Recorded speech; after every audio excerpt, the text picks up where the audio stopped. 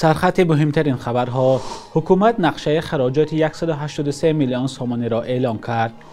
مهلت قانونی کردن سندها برای مهاجران در روسیه تمدید می شود و خدمات علاقه میگوید اینترنت ارزان شده است. مردم چی نظر دارند؟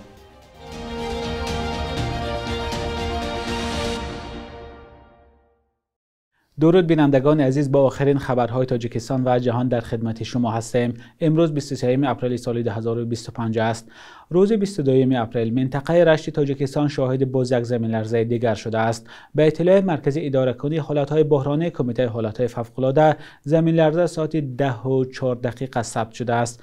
مرکز آن در 29 کیلومتری شهرک غرم بوده است. منبع میگوید که قوه زمین لرزه در مرکز 4 درجه و در حدود ناحیه رشت 2-3 درجه را تشکیل داد. در نتیجه زمین لرزه خسارات و تلفات جانی به قید گرفته نشده است. آمده است در معلومات نامه رسمی. دوام 10 روز اخیر دست کم این هفتمین مراتب است که کمیته حالات فوق‌العاده از زمین لرزه خبر می‌دهد. بر اثر یک چنین فلاکت طبیعی در روز 13 اپریل یک نابالغ در منطقه رشت به هلاکت رسیده، 16 کسی دیگر مجروح شدند. به اطلاع رسمی در پی زمین لرزه در ناحیه‌های رشت و تاجیک‌آباد 65 خانه پوره و 193 خانه قسماً ویران شده، به 150 منزل دیگر آسیب سبک رسیده است. بعد این روزهای 16 و 21 اپریل هم در منطقه رشت و ولایت ختلان زمین لرزه ثبت شده است. تاجیکستان در یک از منطقه‌های زلزله‌خیز قاره آسیا جایگیر است. حکومت تاجیکستان نقشه خراجات 183 میلیون سومانی یا 17 میلیون دلار را اعلام کرده است. این مبلغی است که به گفته مقامات از حساب اجرای برزیادی نقشه درآمدی بودجه جمهوری در سال 2025 به دست می آید. قرار حکومت 16 اپریل صادر شده، رادیوی آزادی 23 اپریل با محتوای آن شناس شد. در سند آمده است که از 183 میلیون سومانی 90 میلیونش برای ادامه ساختمان نیرگاه راغون صرف می شود.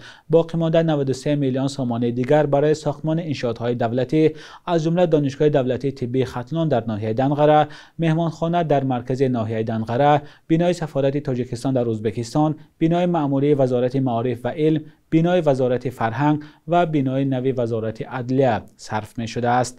امسال درآمد بودجه تاجیکستان 49.6 میلیارد سومانی یا 4.5 میلیارد دلار مقرر شده است. بودجه تاجیکستان اساساً از حساب پرداخت مالیات یا انداز و باج‌های گمرکی پر می شود. صاحبکاران بارها از گرانی مالیات شکایت کردند. مهلت قانونی گردانی بود و باش در روسیه برای مهاجران که تا 30 اپریل پیش بینی شده بود می تواند تا ماه سپتامبر دراز شود. در این باره وزارت کارهای خارجه قرقیزستان بعد واخوری سفیر این کشور با نمایندگان حکومت روسیه خبر داده است. به قول منبع ایگور مسلوف سردار یک از ریاست‌های دستگاه پرزیدنت روسیه به سفیر قرقیزستان گفته است که مهلت قانونی گردانی سندها در این کشور تا 10 سپتامبر سال 2025 تمدید کرده می شود. بر اساس فرمان پرزیدنت ولادیمیر پوتین، خارجیانی که در روسیه غیر قانونی کار و زندگی دارند فرصت داشتند که تا 30 اپریل سندهای خود را درست کنند و یا از این کشور بیرون شوند. ثبت نام در اداره مهاجرت، پیشنهاد معلومات بیومتری و پزشکی، شهادتنامه دانستن زبان روسی و اجازه اقامت از شرط‌های اساسی است. همچنین مهاجران نباید از پول تلفن و پرداخت جریمه و خدمات دیگری دولتی قرضدار باشند. مهاجران بعد حمله به کراکرس در ماه مارس سال گذشته از زیاد شدن رید پلیس و سخت‌تر شدن قانون‌های مهاجرت شکایت دارند. خدمات علاقه تاجیکستان 21 اپریل گفت دوام 3 ماه اول سال روان ارزش ترافه‌های پروایدران اینترنت ثابت به حساب میانه تا 55% پایان و ترافه‌های با سرعت کمتر از 5 مگابیت ثانیه بیکار کرده شدند. در پی نشر این خبر، رادیو آزادی از راهگذران در شهر دوشنبه پرسید که حالا سرعت اینترنت چگونه است؟ آیا افزایش سرعت اینترنت را احساس می‌کنند و نرخ آن تا کجا ارزان شده است؟ پاسخ ساکنان را با هم ببینیم. از اتصال استفاده می‌برم. یا ماشین ساز شده که مگابایتش زیاد کردم. مثلا ما 130 سومن می‌سپاریدم یک ماه ده. 130 سومن یک ماه نمی‌برد. 15 روزه تمام میشد مگابایتش. بعد همین ماه کمتر ساز شد. روزی زندگی میکنم سستایی. از طرف مرکز سازای نه که بیرون شلوغش سستایی. خمی شهر استفاده میکنه، نرمانه کار میکنه. استفاده بریش خوب شد. ها در خود دوشنبه. خیلی اکو وابسته چخالی سویز داره نرمان نرخ نمرش. نه که اکو هم میگن که قیمت شده است سویز نیسته. اکو کوشش میکنن که خوبتر کننده. خیلی میشه ارزان نمیخواد قیمت‌ترش خیلی سازه. خیلی اینترنت هم скоростшам аввал хай камтар сустар кор мекард оз бо лимени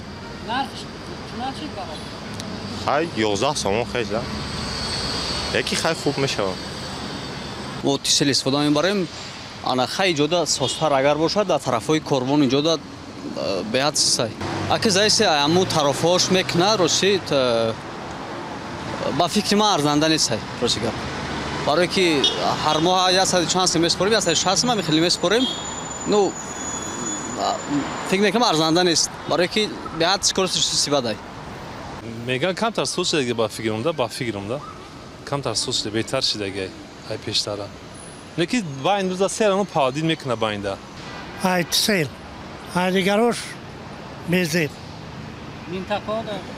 минтақода суст безебаш нархномаш чӣ қадар ам нархномае ки бастай бо ин вуҷуд ба ин сифат дора нархномаш мувофиқат мекунад не ана 90 сум меспорӣ интетет суст ба зур то хӯрдеса чӣ пешниҳод доред шумо чӣ пешниҳод хубуш кунанд созуш кунанд мувофиқ ҳамун сумуш кунанд بینندگان عزیز نظر شما به این موضوع چیست؟ لطفاً در زیر برنامه نویسید.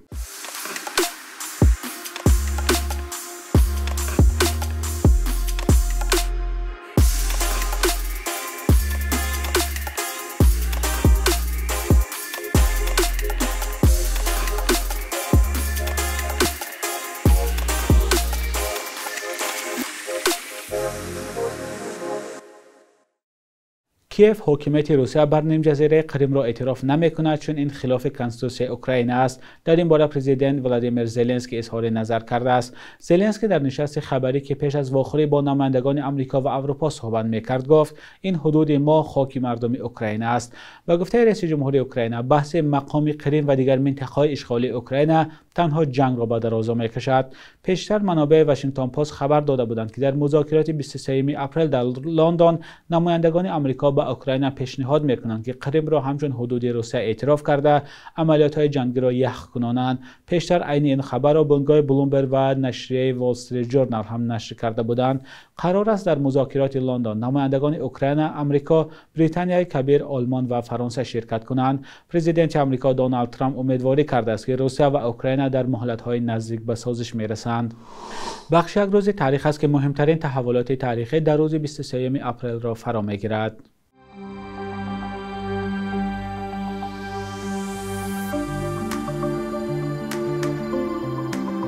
23 апрели соли 2007 дар синни 76 солагӣ собиқ президенти Русия Борис Елтсин даргузашт.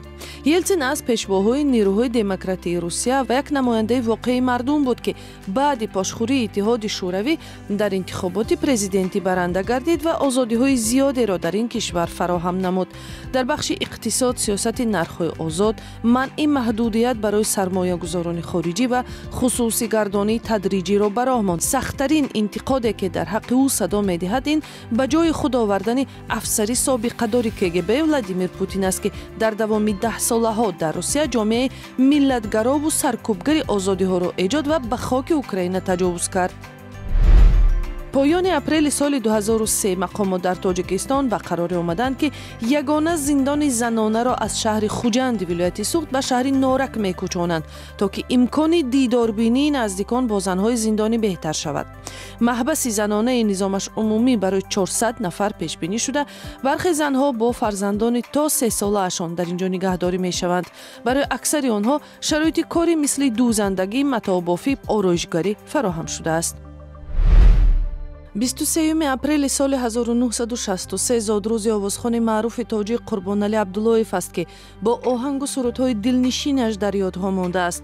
ӯ ҳамагӣ 57 сол умр дид, вале таронаҳояш Чеҳраи хаёл, Душанбе, Санамо ва дигарҳо бисёр маъруф шуданд. оҳангаш ба шеъри Бозор Собир аз хоки ватан дар дили ман гӯри падар монд аз таронаҳои маъруф дар миёни муҳоҷирон гардид.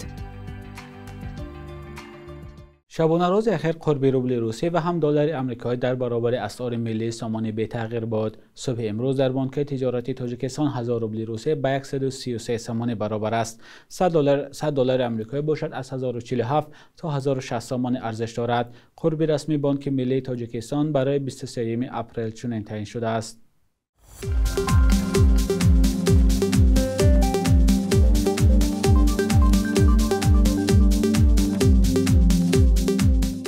بینندگان عزیز، این آخرین بخش در برنامه نوید بود. خبرهای از این بیشتر را در سامانه رادیو آزادی با نشان آزادی.org و صحیفه‌های ما در شبکه‌های اجتماعی پیدا کنید. تا فردا، خدا نگهدارتان.